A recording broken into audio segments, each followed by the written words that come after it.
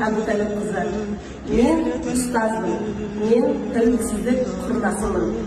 Мен өлеңмен ашайын сөздің басын, тәуелсіздік мына менің құрдасым, жырламауға еш қақы жоқ бұл жайыма, 91-де президент тұлғасын. Тәуелсіздік мәңгі мақтан ұраным, қазақ үшін қасиетті ұрамын, тиек етіп айтқан әрбір сөзіме, алашымның ардақ тұтам тұмарым. 91-де дүние есігін ашқанмын, шуағына шомылумен ақтанмын, содан бері бақытты өмір көргенмін, осымен келіп отыр мақтанғым.